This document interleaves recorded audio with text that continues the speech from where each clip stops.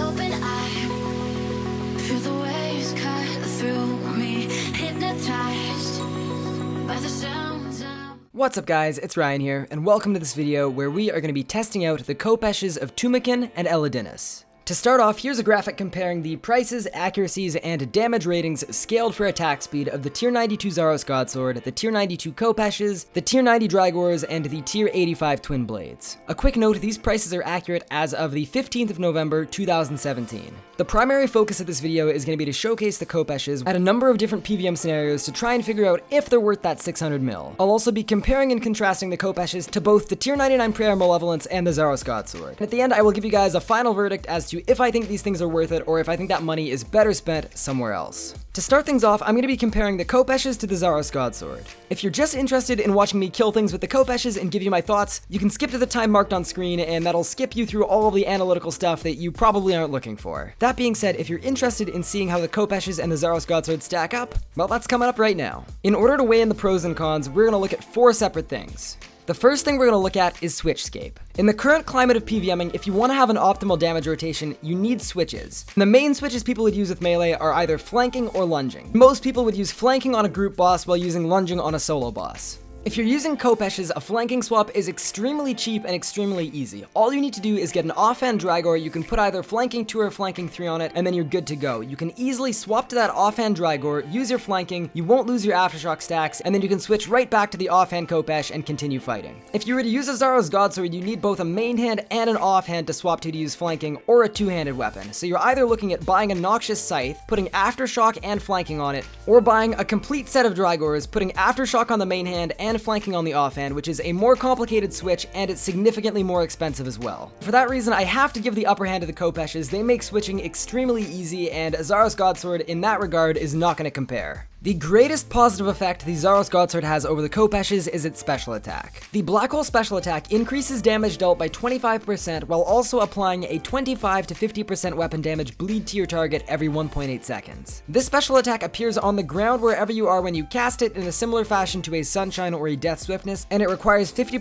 adrenaline to use. This special attack is extremely good for 2 reasons. First off, against a target that doesn't move, this gives you a fantastic way to improve your damage output with melee while also not taking additional damage. This is especially useful at a boss like Angel of Death because there are parts of the fight where you're taking extremely high-hitting magic attacks where if you were to use Berserk, which increases your damage taken by 50%, you would either get KO'd or you'd be stuck eating so much that you wouldn't be able to build up to your thresholds. The second primary advantage of the special attack is damage output. This special attack does not share a cooldown with Berserk, which means that you could cast a Berserk, go through a full Berserk rotation, and then build back up to 50% adrenaline, use a Black Hole, go through that full rotation, and then by that point Berserk would be back off cooldown, and you can rotate between those 2 things until whatever you're fighting is dead. Doing this with the Black Hole special attack will give you an overall greater damage output than even alternating Berserk and Onslaught. Which basically means that if you have a Zaros Godsword, so long as you're fighting a target that doesn't move, you've unlocked a new way to deal damage and a new set of rotations that will provide you better damage than anyone else who doesn't have the Zaros Godsword. This is especially good because you can cast the Black Hole special attack and then switch weapons and it will not remove the effect, so it will last for 20 seconds regardless of what you have equipped.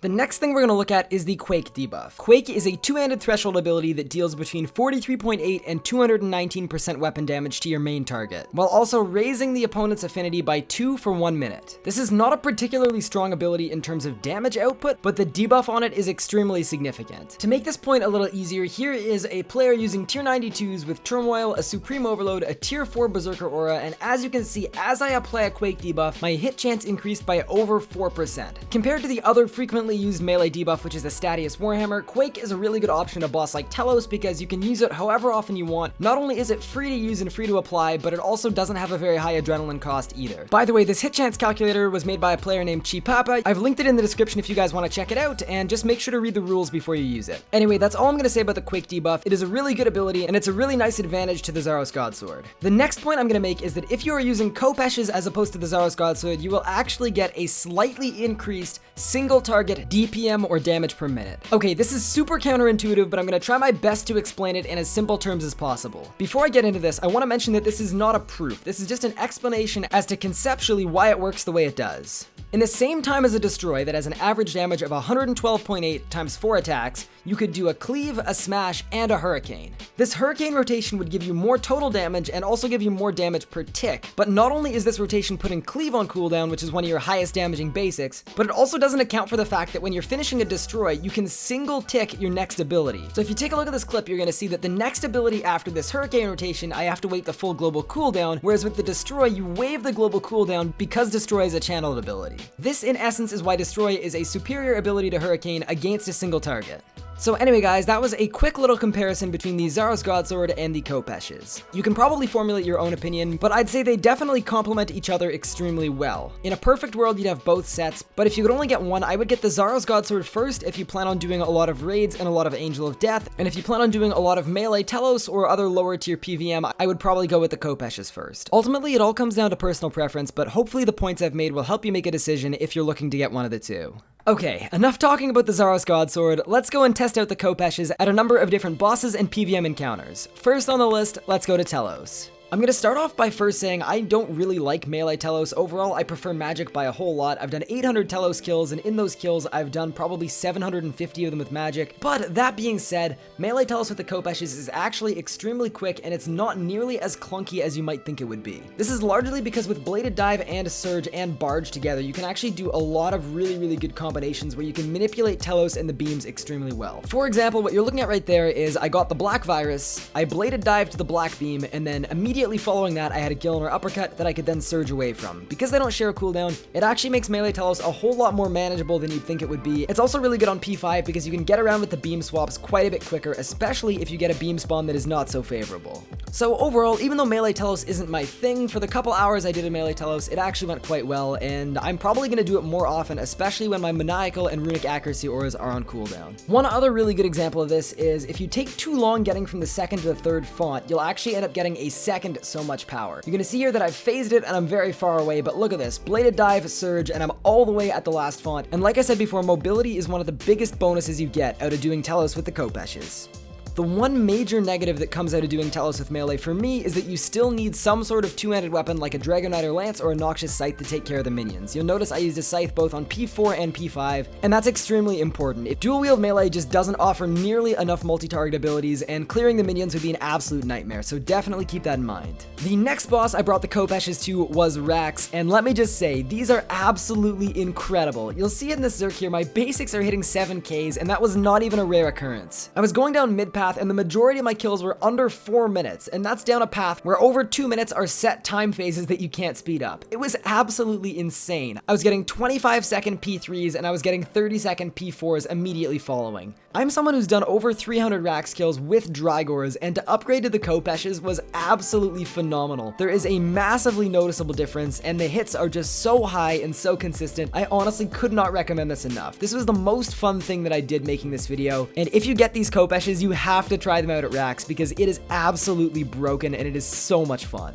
Now that being said, it's definitely worth noting that doing Rax in melee distance is not for everyone. It is quite a bit more challenging from a skill perspective just because of the prayer flicking on P4. As you can see, to prayer flick on the last phase in melee distance, you basically need to swap to magic pray just for the single tick of the magic attack, and then you have to go back to melee pray immediately after because the melee attack happens instantly. That's definitely a negative, and for that reason I probably wouldn't recommend getting the Khopeshes specifically for Rax if you're just learning or you're fairly inexperienced, especially at the higher end rages. But that being said, if you want a bit of a challenge, it's definitely worth trying out, and I would strongly recommend it. One other thing that was really nice is I didn't need to worry a single time about whether or not I was going to burn down the web in time, whether I was getting hit really hard or I was getting web shields, whether I was zerking or just using thresholds. Rax's life points would always expire before the web burned down, and most of the time it wasn't even close. The next boss I brought the Khopeshes to was Virago. When you're looking at Virago, you really need to consider the pros and the cons. On the plus side, I was getting DPS drops every single kill because you can do an incredible amount of damage with the Khopeshes. You could max the second phase no problem at all without even using any ultimates if you wanted to, and in that sense, it's unparalleled. Now, a couple downsides. First off, if Virago is moving around a lot, you can end up taking errant melee swipes. swipes. If you take an errant melee swipe in the middle of a Zerk, you can basically one-hit yourself, which is what you just witnessed right there. One other major downside to taking the Khopeshes to Virago is on P5 in regular mode or P10 and P11 in hard mode. When you're pushing Virago, you actually can't be in melee distance because if you are, you will take melee swipes. Not only will taking a melee swipe cause pushback, but it'll also mess up your bomb tank's rotation, so that's definitely something you want to try and avoid. Overall, if you're going to bring the Khopeshes to Virago, it is an absolute ton of fun, but definitely watch out for those melee swipes and make sure to bring a Scythe or a Lance for the last phase. The next boss I checked out the Khopeshes at was Angel of Death. Angel of Death is one of the bosses I outlined earlier in this video where I said it was extremely important to have a Zaros Godsword. And while that may be true, in my testing I found something really interesting about every part of the kill before 600,000 life points. In the around 10 hours of AoD I did, the thing I noticed the most was it actually depended on the team what was going to give me more overall damage output. After you Zerk the second time, you have the option to either use a Zaros Godsword special attack, and then Zerk again after that, or you could build to Onslaught and then Onslaught. If you choose to Onslaught, generally you won't be able to build back up to Zerk and go through a full Zerk rotation before the boss is phased. In the kills that were under 5 minutes in length, it didn't really matter if I went with the Zaros Godsword method or if I went with the Onslaught and the Khopeshes. It made virtually no difference. In the slower kills between 5.5 and 6.5 minutes, it was significantly better to use a Zaros Godsword special attack, and then I'd have the option to Zerk again before it phased. I touched on this earlier on in the video, but this is one of the bosses where having a main hand that has Aftershock on it and then offhands for all your switches really comes into play and makes a massive difference. This way I can use my Statius Warhammer special, I can use my flanking, and I can put on my mobile switch for surging and bladed diving between the pillars, and it makes it all effortless. That being said, for the last 600,000 life points when you're being attacked by accurate magic hits the entire time, it's definitely really good to have a Zaros Godsword, and if you're going on a team that isn't super casual, where you're actually trying and you want to get your kills as quick as possible, the Zaros Godsword is definitely going to be better to have than the Khopeshes, and it's going to make a more significant difference. After Angel of Death, I brought the Khopeshes to raids, and I've got to say, meleeing raids is my new favorite thing to do by far, and this is one of the main selling points on the Khopeshes for me. For starters, we're going to talk about Beastmaster.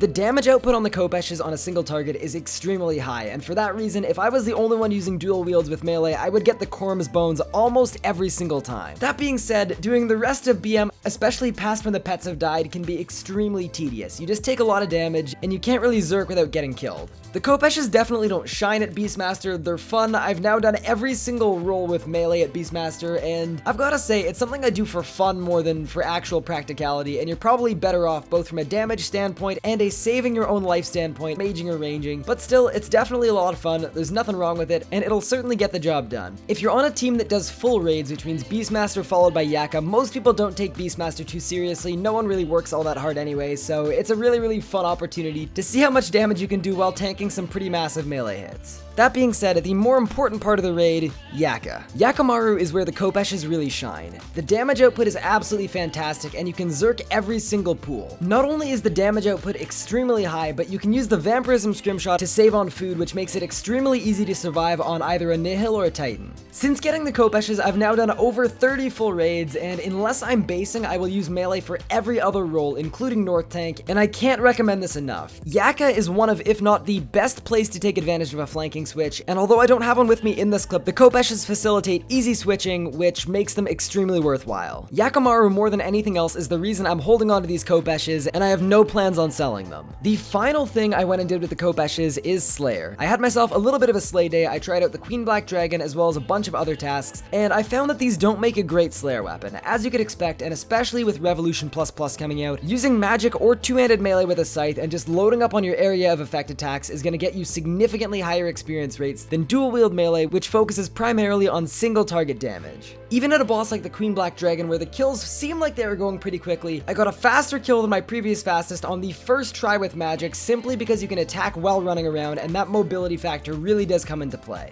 Now, despite how bad the Khopeshes are as a Slayer weapon, there were a couple tasks where I got a half-decent experience rate. The first one was Arits, and the second one was Camel Warriors, where I was able to hit pretty accurately and clear them fairly well, although you could argue that a Scythe would still be better because once in a while the minions stack up next to each other and could be killed with AoEs. So anyway guys, the only thing that's left now is to give you my final thoughts and my final verdict on the Khopeshes. Something you're going to notice a lot in this video is a lot of these melee weapons are complementary to each other because none of them are unanimously the best. The Zaros Godsword is is great, but it doesn't have the same attack range as the Noxious Scythe. The Khopeshes are great for single target, but anytime you've got minions, you need to swap to either that Zaros Godsword or that Scythe. Not only this, but a large portion of the melee damage you're going to be dealing is through flanking and lunging switches, and because of this, the first thing I would buy if you want to improve your melee damage output is the Prayer Malevolence. If you get that prayer, it's going to improve your damage output and your accuracy on everything, regardless of the switches or anything else. Honestly, I'm a huge fan of the Khopeshes, but if you look at the stats and you look at the advantages and the disadvantages of the Khopeshes versus the Zaros Godsword, I would recommend probably sticking with Drygors, and then once you've got that Zaros Godsword and that prayer, I'd grab a set of Khopeshes. That being said, the Khopeshes are an absolutely incredible weapon and you can't really go wrong, so if you're feeling like trying them out, definitely grab a set, and you probably won't be disappointed. So anyway guys, that's gonna be it for me. This is my first proper testing video done in, I wanna say 7 or 8 months, so let me know if there's anything else or anything different you'd like me to do in the next one. As always, I'm looking to get better and I'm looking for constructive criticism, and outside of that, I really do appreciate your support. Thank you all so much for watching,